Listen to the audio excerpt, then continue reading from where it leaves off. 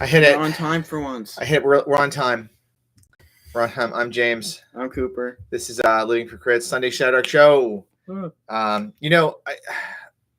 We say we're on time, but as usual, whenever I watch more other people, more other vloggers, I watch as they do their streams and stuff. What they do is they'll have it on for like 4 or 5 minutes, I guess, to gather viewers.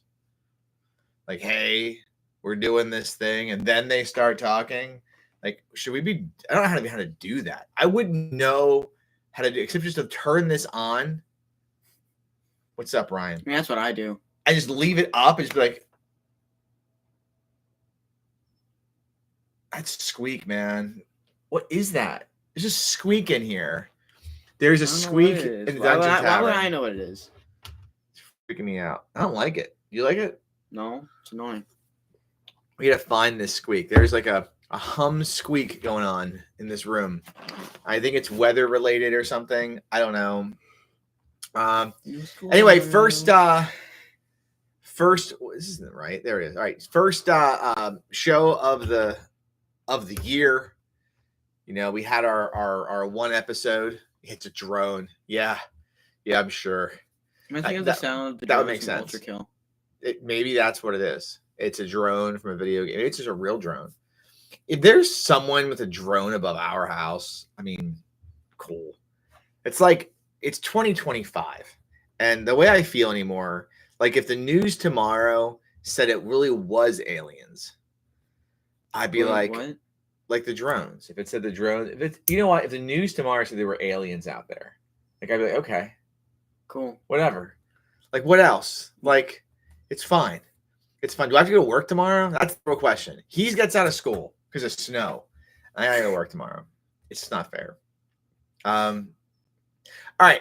So we have shared previously that one of these weeks was going to be the Hot Springs Island week. I'll show. I got the field guide here with us. The map is with us. The squeak is with us. Let me hold up. Let me carefully hold up the book because there's like, you know, there's the book. There's like some mild nudity on the cover of this thing. So, you know, we want to keep that away from people. The Dark of Hot Springs Island. Yes. I didn't know what it said. It just said the Da. It says the Da. The Da of Hot Springs Island. The Da of Hot Springs Island. The Dark. Yeah. KW says that's what I was going to say. Aliens, cool. Do I have to go to work? We would. We all have to go to work tomorrow if it was aliens. Sadly. I know. So, all right. So this is we're going to discuss our experience with Hot Springs Island. I think there's a lot of feelings, maybe not. I don't know how you feel about Hot Springs Island. We're going to find out in a second here. I think we died too much. Fair. All right. So, Tales from the Table. This past Friday, we had our first game with the campaign that started on Hot Springs Island, off of Hot Springs Island. We had some conversation about maybe running Dungeon Crawl Classics instead, but we decided, I decided, because really it's not a cheerocracy, it's a cheer-tatorship in our game. Mm-hmm. You get the reference if you knew it. Yeah, that's how references work.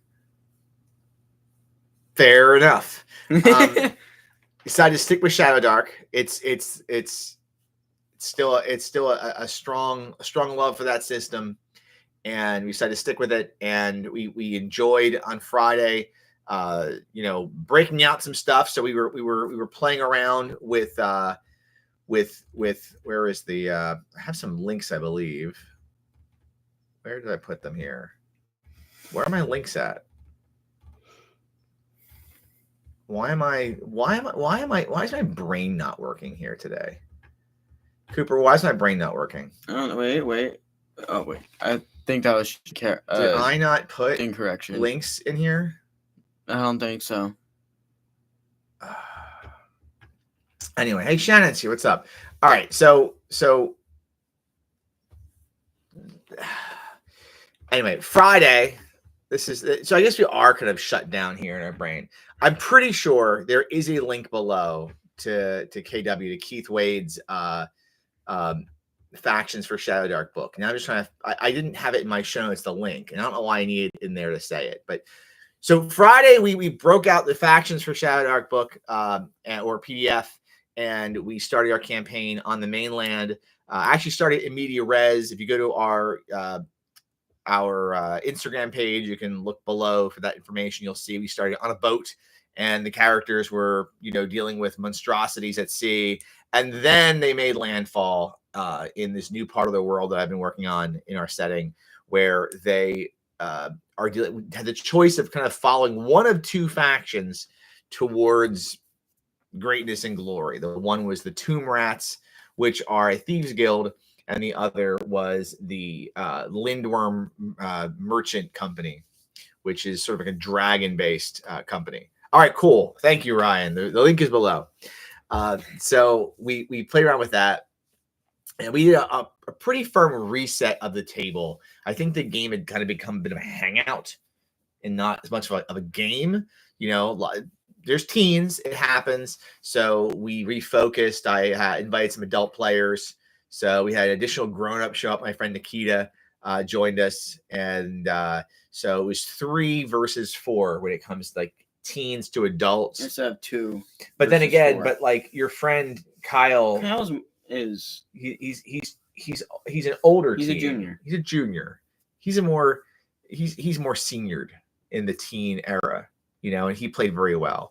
He plays Jesuziel, the priest of Shun the Vile. We have a priest of Mugdalblub and a priest of Shun the Vile. It's just great.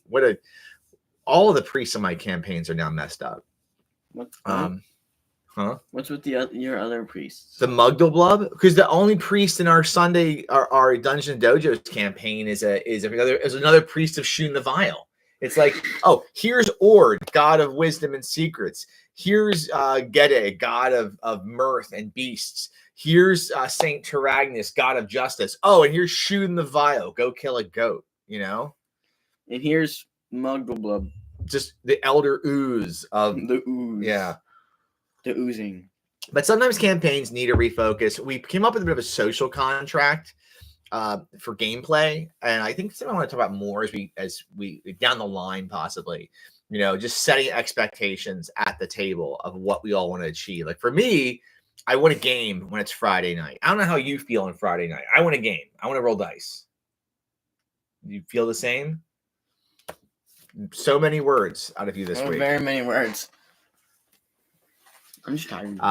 Shannon says, I mean, something about you or your games just brings up the desire to worship dark gods. Thank you, Shannon. And you've been in a lot of my games, so you would know. All right. So anyway, so that's our Tales from the Table. One thing, I didn't want to put this in our chat. I asked this earlier today to some friends, and I'll ask it here. If you know of any, I'm on the hunt for some podcasts right now because I've got more. I'm trying to make a point this year of walking my dog more. And I usually would be listening to loud music during that. And I think I got to take it easy on my ears. So I really do. So I've been looking for podcasts. I know where to look for videos. Like I listen to Jordan, the PH is silent. So is, Jordan's Jocular Junction, the Sunday the Saturday D&D show. That's wrong show. I know. Wrong show. Ours. I listen to Jordan, or watch Jordan. Was it Professor Dungeon Master or Questing Beasts? There's like a Beckme Berserker or whatever. I watch their stuff.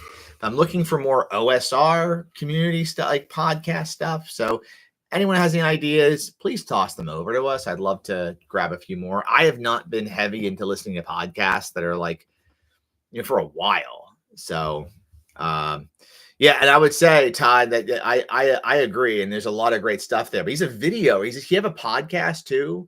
I guess the problem with again, maybe I don't know about technology here. The problem with watching on YouTube is like, can I put that on my car? And like have it. I know I can, but is it the wisest thing to do? Be running YouTube through my speakers in my car? Like, if something happens in my car and like, I'm hauled to court and they're like, hey, why were you listening? Why were you watching Questing Beasts while you're driving? I'm like, I was listening, I promise.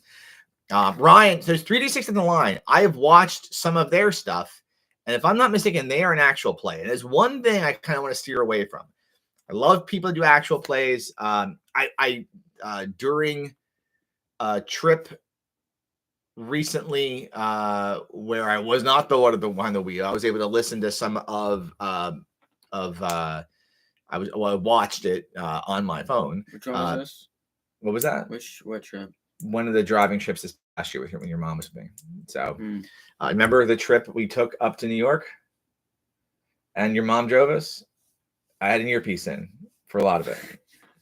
That one and only time I'm driving to New York. I was listening. Do you use AirPods or you just have? No, I just use the plug-in ones. I'm a freaking Gen Xer.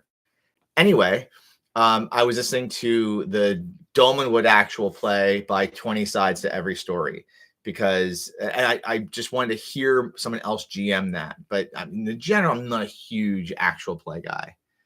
Todd's saying they will. You were watching Questing Beast and the judge will let you off because you're obviously are too cool. There you go. Like, listen, there's Questing Beast. Oh my gosh. All right. So that is where we're at. All right. Hot Springs Island. The topic of the show. The topic of the show. All right. We're finally getting. I'll hold up the field guide. Shannon says WebDM Talks does have an older series of podcasts that are available to everyone, but those episodes ended in 2022. That's okay. And Talk and Knock. Hey, I'm pretty sure I know one of the guys that does Talk and Knock. Shannon, isn't that Tristan on our server that does Talk and Knock or one of the Talk and Knock guys? I've listened to that one. How long are we gonna model this for? We're done. We're good. All right. All right. So I had been curious about Hot Springs Island for a long time, and there were several instances where I had seen these books and was like kind of intrigued. One of them was I'm pretty sure at GaryCon 2018 I saw it out there in the wild. I'm pretty sure. I know it's been around for a bit. I'm pretty sure it's 2018. Yes, it was new. So yeah, because it says it came out in 2017. It was new when I saw it. So it must have been the year prior. And I'm like, everyone's talking about it. And I thought I should jump into that. And then around the pandemic, Jordan, PH is silent, did a deep dive of Hot Springs Island, and he references it a lot in his show. I think he ran DCC on Hot Springs Island, or a DCC campaign on Hot Springs Island. So I wanted to run it, but I didn't think it was for me. So the reason was at the time that it was kind of blowing up, I was in the middle of this mom mode, I'll call it, module only mode. You said mom mode. Mom. I did say mom. MOM. Oh. See in my notes, it says mom mode. No, module only mode. So from 2016, mom. From 2016 to 2023, it was a solid 7-8 years where most of what I ran adventure-wise was from published modules. It was just churning through 100+ DCC adventures. It was, the last couple years it was running, and Shannon was in this game. It was running through 2 of the 4 mega adventures for Deadlands here. It was, running through a lot of the published Numenera adventures and the Strange adventures. When I ran Shadow of the Demon Lord, I would say 80-20 that was published modules that were for Shadow of the Demon Lord that I strung together into a campaign. East Texas University, it was like almost half and half between running modules and then randomly generated adventures for that. So I had spent a lot of time sort of in worlds that I hadn't made myself. They weren't my own settings. That's the one thing that I really feel makes Shadowdark special, is that even though I use some settings like, Hot Springs Island or the mini settings that come in the Cursed Scrolls, I'm planting them into a larger setting that I'm building. So I have these smaller pieces, but I have this idea for this overarching setting or overarching setting. What is it? Arching or arcing? Overarching, right? It's arching. Honest, if it has What? It depends on the context half the time, but I say I know I say Archmage wrong because it's Archmage. I thought it was Archmage. I say that, and I think it's wrong. Just like for how many years did I say throw Kosh into the wind, thinking Kosh was something. I didn't know it was caution. I was doing Kosh. Throw Kosh into the wind. Yeah. I asked your mom flat out one year, what is Kosh and why would someone throw it? Your mom's Into like, the you wind. are a dumbass. Throw Kosh Anyway, hex crawls were not for me. I didn't think they were for me. I just didn't feel like, because there's a reliance in a hex crawl of the random tables and the players to kind of put together a story, with the exception of that one special, 12 or 13 sessions we ran on the Purple Planet. I've got in our game room above us here is this big Purple Planet banner that's above the computer. Here, I'll show it. I made this a few years ago. So there it is. Purple Planet banner. Purple Planet banner we keep behind the it's been up there for a while, like since we moved here. There's the rest of the basement. Yeah, the rest of the basement. Anyway, Purple Planet for us was a great hex crawl adventure, but I still was not like jumping into other hex crawls. So, and I had that goal of mine, that crazy goal of completing completing adventures for the sake of completing adventures. Hot Springs Island is one of those hex crawls, though. I don't think it'd be very hard to complete.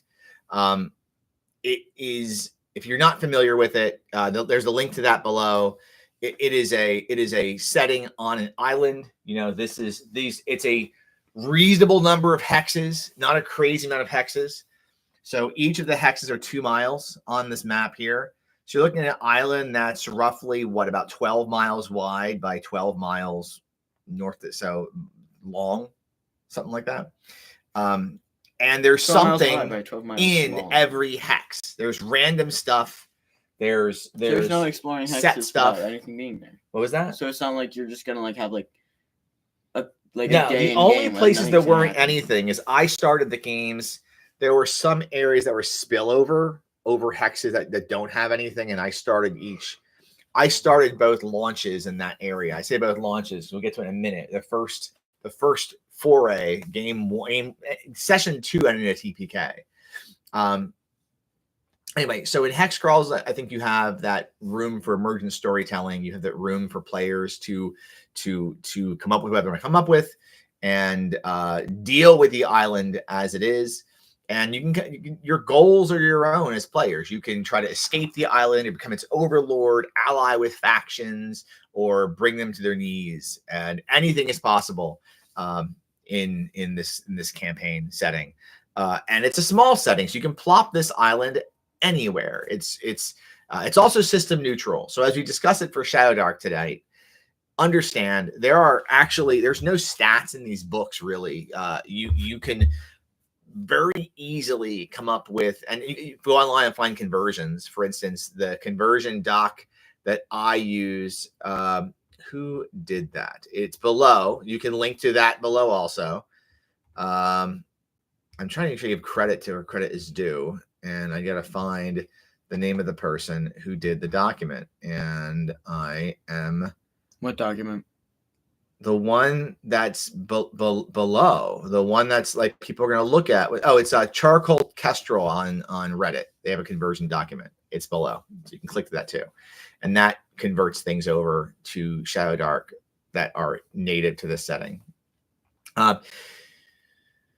Anyway, I was bolstered by the success of you guys in running through Cursed Scroll 2's hex crawl. You guys did a great job in the Red Sands. If you remember, that was the whole thing where you got to Alkesh and you became like raiders, and you had your own raiding tribe for a little bit, and you had Flinger, and we turned him into a literal god. You created a god king in that land through a wish. Now he owns his own village. He's amazing, but he gets to fling things for you guys experienced had a great hex crawl experience there. Was Flinger supposed to be at no, we just came up. No, because that's supposed to be just a one. He was that's emergent storytelling. That was you guys coming across a dust devil air elemental and finding a way. Someone spoke primordial, went through magic to communicate with it and befriend this So we were elemental. just supposed to kill it? There wasn't supposed to anything. It was just like, it's just the story. There's no supposed to. That's the thing in any hex crawl, I feel, is there's no supposed to do anything. Whatever you want to do. It? I don't what you think I plan is way less. Were you expecting us to kill it? I don't know. I don't know for that group. So anyway, I was bolstered by you guys doing a great job with that we'd have an easier time with Hot Springs Island. It was harder. Would you say you agree it was more challenging than we thought it was going to be? Okay. We lost so many more characters. A lot of characters. I think that's the first time I've actually died. So in our several sessions. So how we prepared for it. So first off, we downloaded Charcoal Kestrel's conversion document. Second, I had purchased this. You know, it's funny I'm talking about this, and I keep bringing up Jordan just because, like, I watched his video this morning. I usually watch it on Sundays, his Saturday stream, and he mentioned that his current campaign is going to be using a like a actual campaign book. And I got this at the Ren Fair. Mine's not organized though, so I just put headers of my own in here, and it's essentially it's a lot of room in this thing. It's so soft. What I did was I came up with who the players are that were in the setting. I got to update this because I've added some players.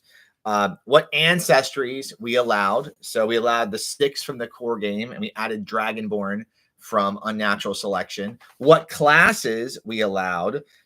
We had added the Pit Fighter from Curse Scroll 2, the Seer from Curse Scroll 3, the Roustabout, that's its own thing, and the Ovate from Unnatural Selection. And I always allow the Bard and the Ranger. Like for me, there's the core 4 from the Shadowdark, core book. I feel like they make sense and just be. And then Bard and Ranger, I always allow. I feel like they should be in the core book. Well, but for dungeon delving, if you're just delving, they're not. But it's there for like the memes. To be the troll. The memes? The Bard's there for the memes.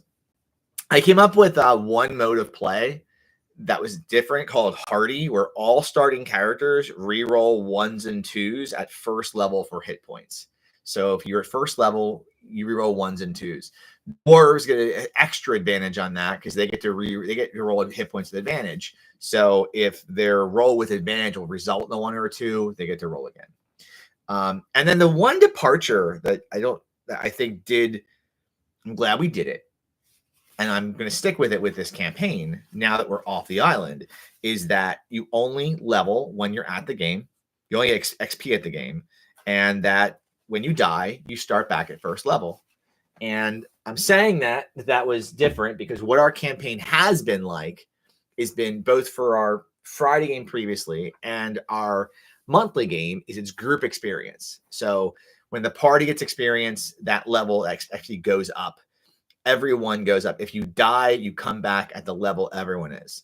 I understand it's not the old school way. I understand that's not how a lot of tables do it. I understand this is like, I feel like this is something that will draw ire from purists. I don't care. That campaign started as a kids campaign. I wanted to keep it so if kids couldn't get to the game because the parents said no, that they weren't punished. Now they're all grown up. They're in high school. Who gives a crap? You get punished. So Friday night, they're running around. They still have some first level characters running on Friday. At the beginning of the game, you did. Because some of them had only been in one session. Because we got one piece of loot and then Kyle leveled up. Yeah, it was close. Was that like so Cooper, you had 2 characters, right? Do you remember who they were in this campaign? You had Seuss, the Dragonborn Ranger. The last S is backwards. And that's and you had a great roll. So Cooper, one of the Ranger's abilities, if you roll double 1s, if you roll Snake Eyes for a talent, you get your choice of any weapon does D12 damage, and you pick daggers. So essentially, you can run as many stupid things as possible. Daggers. Yeah. And he died in the second game because of poor sleep, a poor watch setup. Your second character was What was his name? Wait. Who's your current character? Wrench. That was his name. Wrench the Goblin Thief, who uses a crossbow, just like your other thief.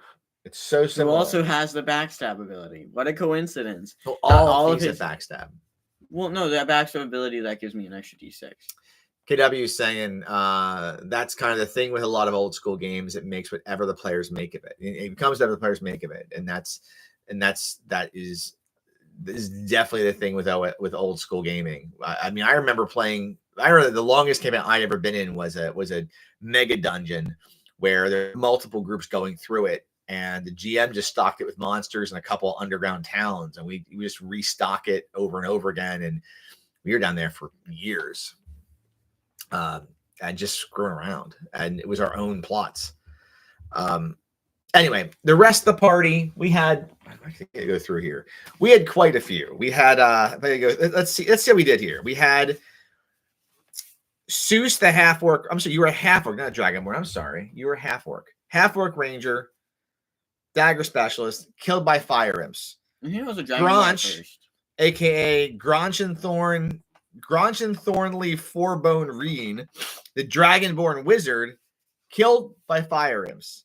Jesuziel, serving Shun the Vile, still alive. I think it's the only character from the first set that survived. That survived, but mostly because Kyle couldn't make a few of the games. Ezekiel, Dwarf Seer. I really like the Seer class from Cursed Scroll 3. It's a really cool class, coupled with the Roustabout and the pairing of luck tokens. It's a dangerous mix. But Ezekiel died, killed by salamanders in a battle with salamanders that shouldn't happen. Two-Bird, elf ovate, with a pelican companion named Argument, killed by fire imps. Oh, I thought it would be funny if Two-Bird was killed by a rock. So it'd be two-bird. Yeah, on day 2, there was the TPK bodies. Yeah, look at that. That was Gronch, Seuss. Oh, yeah, and Benedict, the NPC, died. Gorbel, the dwarven priest of Mugdoblub, still alive. Conball, the elegant, Isabella's half-orc bard. Isabella lost 2 characters here. Half-orc bard, killed by salamanders. Wrench, the goblin thief, alive. Who else do we have here? Cartina, the human Roustabout, who changed to rogue, because Roustabout, I'm iffy on that class. It's a fun class for a one-shot, not for campaigns, I don't think. Missing anybody else in here? And then Dust Eater, the Dragonborn pit fighter, also alive. And Gaziz, aka Gaz, the Goblin Wizard, also alive, still alive. And then Nikita just joined, and Nikita came in as Elbeb, the elf ovate, who was still alive. Bibly backwards. With Spock the Hawk as an animal companion. So a lot of characters, literally. The players and the other Spock the Hawk characters saved me. Yes, the other day. Yes, but not on the island. Let's stick to not on the island, but all right.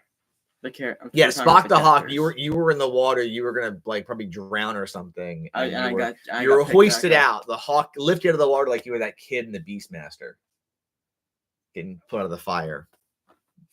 They'll get it. The folks that watch this, old school folks, will get Beastmaster jokes. That movie was not that good. What? Because you put it on, and then Beastmaster wasn't that good. You put it on. Me and Mom. All right, so let's know how we track movement on the island. This is kind of cool. Hold this up, Cooper. Do something useful, bro. Hold this up. I can. All right, I understand there's a lot of secrets, and I did shell out the extra money for this map, and we hung the map. I have a place in the basement where we can hang maps and players can look at them. I mean, I hung the map like this, and there's this cool thing that you have if you have Dwarven Forge, where you put these fake tiles in, and if you want to lift the tile off, there's a magnet, and boop, you lift it off. Hey, it's rats. So I have a little piece of metal, and what we did was we just place this wherever the characters were on the island. Yes, casual fun. This map is gorgeous, and it feels like silk. I know it's not silk, but it feels like silk. It's really, really cool. And there's so many details. And I'm aware that having this out for the players, there were some spoilers on this map. But I'm sorry. This map is too cool to have it be a GM-facing map. Okay? So, Swordfish Isles, folks. This map is just too good. So when the characters in the one campaign started here, we put that there. We moved it around. In the future, I think I feel like we'll be there again at some point. This campaign or the campaign will have a reason to go back, maybe more powerful when that happens. But this made things really easy for movement on the table. The time tracking system, amazing. There are 6 time slots per day. A dawn, an early morning time slot, morning, afternoon, late afternoon, and then like 2 nighttime slots. And you can move 1 hex and per time slot, and it tracks it. So you're keeping track of food, you're keeping track of how far you can move, how far you can explore. The players, when you buy into Hot Springs Island, and you're like going crazy on this thing, you can get like just the book, just the adventure. Again, we'll just cover that up. You can get just the adventure. All right. The Dark of Hot Springs Island is the adventure portion of this. All right. Then you get the map, but I highly recommend the field guide, and you give this to the player characters. I actually have decided this is a magic enchanted book because whenever they died, they woke up and found this. And I encourage you, if you're playing it in person, let your player characters write in it. I sure did, and they wrote their own notes in the section in the beginning, and they have their own map in here. And there's small map. There's 2 of these. There's 2 like areas. So yeah, I could have a second campaign with a second map. I plan to have this campaign go on a bit. So if they go back to Hot Springs Island, because it could happen. It might be easier to higher level per se, but I want to think that you're hinting at something, but I don't think you are. I'm hinting at I spent $120 on Hot Springs Island shit, and there's a chance we're going back to the island. That's all I'm saying. Because you're there for 5 sessions. Which I'm honestly, to be fair, 5 sessions for all the material, I'm okay with it. I don't feel bad about it because I'll probably run other games with it. But our tale. Let's talk about what you guys did. There's sort of that feeling about there's sort of that feeling about like what your goals are. You guys decided pretty early on you wanted off the island, right? What about the island made you feel like it was not the place to be? The fact we got TPK'd the second day. But your second characters didn't know that. Right. Your other characters didn't know that. We didn't like it for the sole reason that we knew that the fact we got TPK'd and almost died the first day, that we are not going to survive on this island for a very long time. All right. So I think it's fair to say that the conversion below you'll find is probably a bit beefed up. Shannon, it sounds like really poor planning on your guys' part. It could be a poor plan on my part too as a GM, but I think that I think part of the challenge we had was some of the character builds that were there. Like I don't think a roustabout and a bard were really great selections. Probably when people are picking characters, especially the bard. I think the worst place for a bard. I probably shouldn't have allowed the bard on a random island in the middle of nowhere. There's no carousing. There's no place for downtime. Probably wasn't a great pick for me to allow bards. So that's on me. So other things I do differently running Hot Springs Island again with Shadowdark. I don't think I let characters do. I don't think I'd have characters start at first level. I guess have them start at second level there. I feel like Shadowdark, Hot Springs Island, you need a little bit beefier to be on the island. There's just so many things they'll just take down the party. Again, based on the conversion below, you can depower some things, but I wanted to try running it the way it was written. And with the conversion below, I'd also give starting characters more gold to start. I think that was part of the problem. We didn't have much gold to begin with, which is why we had so little in our. Yeah, because like on my first character, he had so much space in his inventory because I couldn't buy much. You couldn't get anything, and there's no. You can barter on the island with NPCs and with the occasional like collective of night ogres maybe or elementals, but they don't. Most of them don't seem very. I would not, as a first level character, want to approach ogres and say, "Can I buy anything here?" And then also, because we had so little money to start with, we couldn't get much, meaning we couldn't buy stuff to use to get things to trade. Yeah. Ryan says OSR flavors should be play smart instead of fast and loose. I'm with you on that. All I'm saying, I'll say this, all right? Now, Shadowdark versus OSA. An old school Essentials character has way more cash than a Shadowdark character has. So an old school Essentials character can very easily roll up enough money at first level to get plate mail armor. It's just a thing. So I think that Shadowdark sort of hinges, at least rules as written, with giving characters a bit less to start, and they have to make do with what they have. I mean, you could literally start the game with 10 to 15 gold pieces. Part of my why do you want to be so you want to be a blank video series you can find on my channel about like you'll be a fighter. What do you do if you have 10 gold pieces? What should you buy? What do you get if you get squat? Like, what's your purchase? Part of that is about how to deal with those low gold builds. And I think that this is probably written with the idea of more of like, old school D&D in mind, where you're going to have more money for that better armor and everything. I think it's not outside the OSR flavor. You're not breaking anything by saying, okay, rather than 2d6 times 5 gold pieces like in Shadowdark, we'll do second level with an extra 50 gold pieces each. I still think you're going to have a hard time. I don't think it's just, so against you. Or you get to spend some time, just come up with your own stats for stuff and maybe rebalancing things a little bit. I understand balance isn't a very popular word in OSR either, but I'm going to say it anyway. I think it'd be great to come up with an alternative to downtime. I believe that carousing and like the downtime mechanics in general in Shadowdark are pretty core. And there's not, where does one carouse? Like, did you feel there's any place on the island to carouse? I think an alternative to carousing that could give you the same thing would be just to use a different kind of wealth. And that's maybe you can have like something like campfire tales or storytelling, where instead of gold, you're using rations. All right, I got 16 coconuts. What can I get? Exactly. You've got like, you just killed a boar, and can you get some peaceful individuals to come, or maybe you all just like binge that night on food. You feel so much better when you get extra XP because you can really think about what you've done.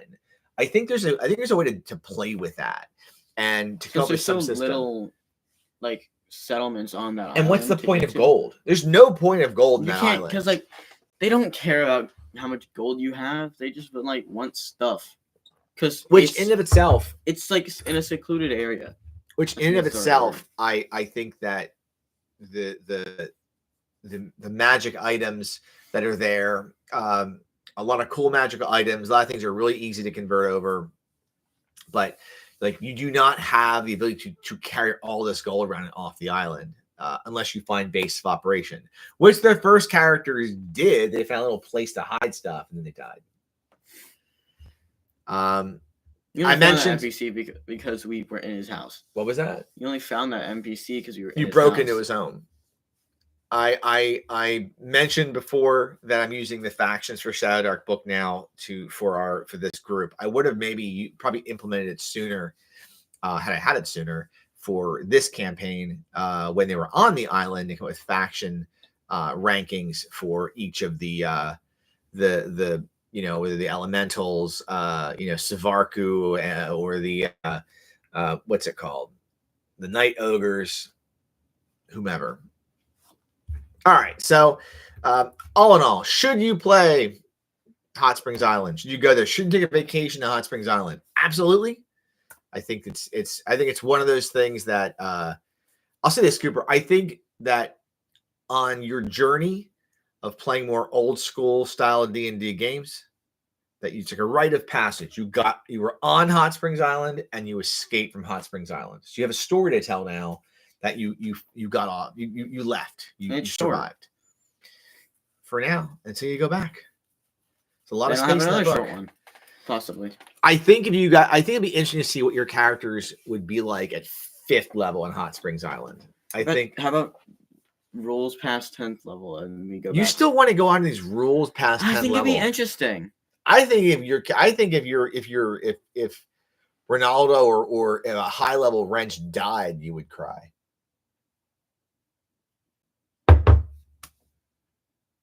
It's close to happening with Ronaldo because I had him since the start.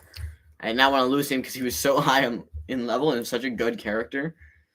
All right, so let us move on. So if there's any other comments about Hot Springs Island, let us know and we will come back to that. But questions from the void, I took a look. We did not have any questions from the internet. So I'm just double checking. Yes, I checked. Wait, okay. So you didn't see any. Cool. All right. Because you're not in the. Maybe we got one. Maybe check the email. All right. So wait. Click Gmail, on this, and then press Shadowdark Sundays. Shadowdark Sundays. No questions. If you want to send us a question, you send them to Sunday Shadowdark, right? Shadowdark Sundays. Shadowdark Sundays at gmail.com. All right. We did get a question though in the Discord server on the Arcane Library server, as I said, I'd save for now. And this was from Bill Dozer. I have a question for you guys. I've been seeing a lot of AI art being used in new Shadowdark RPG third-party supplements. How do you guys feel about real versus AI generated art? How does it affect your purchasing process? If you want to save it for the show as a topic, that's cool too. Cooper, how do you feel about AI art? I dislike AI art. I hate it. Just in general? Why? It looks dumb. So what about someone who uses it in their gaming products? Like someone who wants to release something and doesn't have the money for an art budget. Save. Like save money. That's cold. If you have a job, just save money from your job. If a job, save some money. I don't have a job. I save money. I'm saving money right now. That is an ice cold response from Cooper here. It's better. I'm gonna say it's also really obvious. So some people just don't. I don't think it's as obvious anymore. I don't think it's anywhere near as obvious. I think it's interesting that I have a more I don't want to say an understandable view of it. I get it. But the people wanting to use it, even though I have a problem with AI in general. So KW is saying, to Cooper's point, I used stock art until I earned enough to commission art for some of my stuff. I think the table is fine, but in a commercial product, I don't like it. And then Shannon says, I don't make products for sale, but I do use AI to make character portraits for NPCs. Going back, I'm fine. I'm changing this up a little bit. I'm fine it's fine as long as you're not using it to sell something. Yeah, it's not really exactly what you're not really showing what you're selling. You're showing Here's my take, and I try to pride the show on not being controversial where possible, and trying to not delve into stuff, and I definitely don't want to ever come up with anything that's clickbaity. So I'm glad this is kind of buried in here, right? It's not like living for crits versus AI. So I get it for use for characters at the table. It's something. It's really no different than what I do for tokens. Is I often will go make something in Hero Forge, and then I'll take a picture of it, and that's what I use for a token. I don't feel bad. I got a whole freaking set of a ton of Hero Forge over there, and it's just in a pile. So I get that. I think I'm a little split on, and where I have a hard time with AI in the art that I'm paying for is, on one hand, I want to see products that are supported. If it's a do-it-yourself product, if it's a DIY, it's an indie thing. I want to see. I feel like AI is being forced so hard down our throats by Amazon and like the big corporations, right?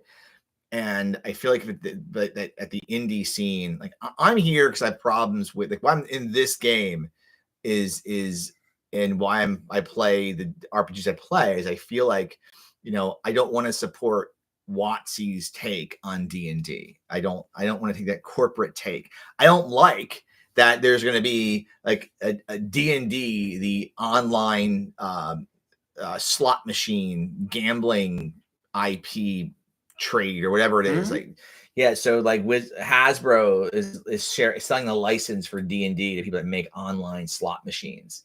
So they can use so like I don't like that. I don't. It's like this has always been a game about creative fantasy and storytelling. I don't like the idea of AI GMs.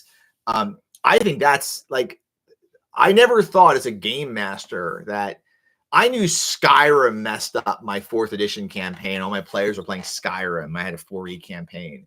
I didn't know be competing directly against AI. And I bet you in 5 years I will be. And that's my favorite thing to do is to GM. So I feel like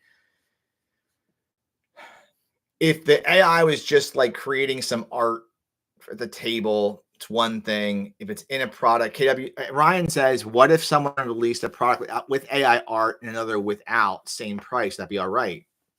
I guess I don't mind buying products without art too. I don't mind getting things that are just text. There were only 2 pieces. I mean, I have one product that I've written. Just one. I wrote something called An Unexpected Wedding for Savage Worlds. It was one of the first products that came out when there was the Savage Worlds license or adventurers like you can't get it down. Okay. I wanted to see if it was the same one. Yeah, it's the only thing I've written. And I had 2 artists on it. One was my son Eli, who has some of the interior work on a cake. And the other was Todd McGowan, who had done some work in DCC. I'd hired him to do the cover. And that's what I did, right? So I only have the one product. Most of it was text. People got it. I think it's like, I don't know. It's sold quite a few. It's sold enough that I can buy. I've got a lot of PDFs I've been able to trade for my store credit, right? It's not great, but there you go. It's something. Look up An Unexpected Wedding on Drive Through RPG. You'll find my one and only adventure. And it's Savage Worlds. So it's not even a Shadowdark adventure. Anyway, I don't know where I went with this. I think I have a lot of bias for AI that makes it challenging for me. And in a world, in a corner of the gaming internet where I want us to be all creative together, I'd rather not see any AI. But for folks that this is a livelihood thing and want to be, I guess I'll ask you this question. I'm gonna post this question to the verse here. Where does the line stop with using like, augmentation through artist tools essentially to sharpen things up, to fill things in, like I mean, like I know that there's ways that artists can clean up things by copying and pasting pieces and like photoshopping things. Where does that, I guess the AI line is when, I guess the line is drawn when not everything is done with a freaking pen or pencil and ink, right? Where is the line drawn that it becomes too much technology? I think AI might have hit it. KW says, I love to see a generative AI art system that only used art from artists that willingly consented to have their art used for the training. And that got some residual. I'm actually really for that. I agree. Because generative AI just grabs from everything. You don't know what it's grabbing from. And that's what's not cool. I mean, it's just a type of plagiarism in a way. And that just sucks. If it was just from a stock of art that people said, yes, this is going to the generative AI bucket, I think that keeps me way more comfortable for me. Shannon says, yeah, the gaming global licensing situation is nuts. I get that Hasbro has no soul and exists just to make money, but this deal is pretty disheartening. Yeah, it's just, for me, I will always prefer to know who the artists are. and that there were artists that were compensated, or hell, if it's just stock art, that's what was used, that's fine too. I want to see humans doing it. I want to see a human. I hate to say it, but in 2025 and beyond, I want to see books written by humans with art and maps designed by humans, GM'd by humans. What about aliens, Dad? Okay. My hot take, I would rather have these aliens piloting alien drones do the art than AI. I would take it, because at least it's something. At least it's something. At least it's someone and not something. Anyway, all right. I think this is close to a controversial topic we're gonna touch for a while. I'm sure the comments. It's buried into it, Dan. To be fair, and as KW says, to be fair, that anyone looking for RPG type products, there's a ton of really good stock art available in Drive RPG, where most folks are going to sell anyway. Yeah, there's stuff out there. It really is, and you know what? When you can work with artists too to to compensate them and maybe make a deal for something. Or when I got the deal to do my adventure, I didn't know how our layout would be, so I split I split it 50-50 with a person who did my layout, so that she and I both whatever I made, she made, because I don't know how hard layout is. And my adventure, honestly, it's pretty friggin' basic. It's just essentially it's a Mad Lib, so that you fill in and you just riff off of that. But we negotiated instead of something up front. It was like, if this does well, you make more money, and that was the deal we made. And you can make deals with people, and you can haggle and negotiate. And these are all skills that I feel like we're being lost. So. So Shannon says, your desire for human art is very important to us. Please remain on the line, or robot overlords will assist you shortly. All right. On that note, again, everyone is free to send us questions at Sunday shadowdarksundays@gmail.com. Shadowdarksundays@gmail.com. It's posted below, I think. No, it's not. It should be in the chat, but it's not in the chat. You don't post it below for the sole reason that you don't want to get the email spam. Even though spam emails will just go to the spam folder. True. All right. So that's our show for the night. Almost an hour. We're going back to watching the Golden Globes with Jen. Anything you want to add? No? All right. So next week, you know what? We're open for conversation. Next week, some of the things we had to talk about. One's alignment. That's a possibility. One of the things to talk about is gauntlets. I still haven't run a gauntlet yet. You can do a gauntlet one of these days. What a gauntlet is? No. This kid's played like 70 games of Shadowdark. I don't know what a gauntlet is. It's because you've never run one. It's a 0 level funnel with Shadowdark. For a gauntlet. And then there's always Shadowdark Sun as one of those things to discuss. We have to play it. The problem, Ryan, is we have to play a gauntlet to have a show about gauntlets. And I don't want to run a gauntlet at the moment. Because we're still working on our current adventure too. We're still working on our current campaign. If we do a gauntlet, we should get some people that haven't played. Okay. And also have one. We should do 2 gauntlets. One with people that haven't played. Like, I can get some people. You can get some people that haven't played and do it 0 level funnel.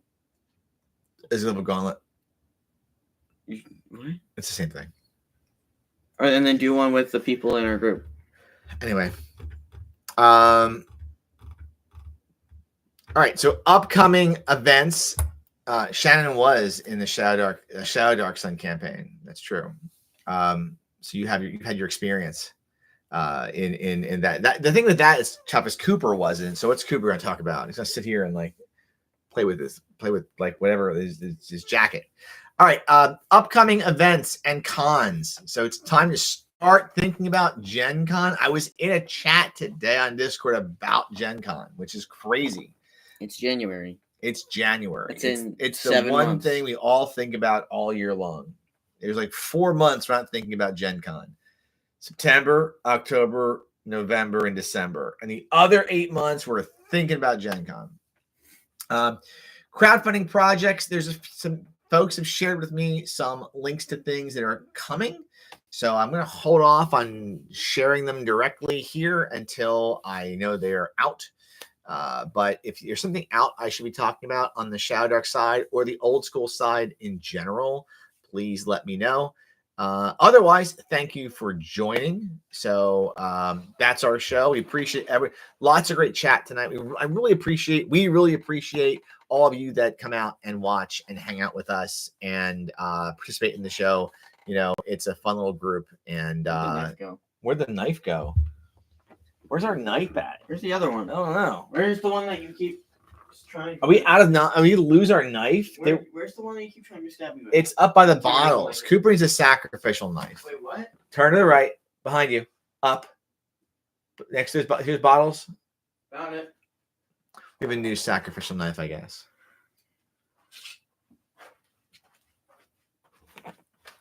All of our sacrificial knives are courtesy of the Spirit Halloween store. Spirit Halloween store, where the Walls family buys all of its home decor for the entirety of the year. All right, so we are off until next time. Make sure to tip your bard, tip the wandering merchant, and we are now going to sacrifice a goat to Shun the Vile yet again. Have a good night, everyone. They're all worshiping Shun the Vile.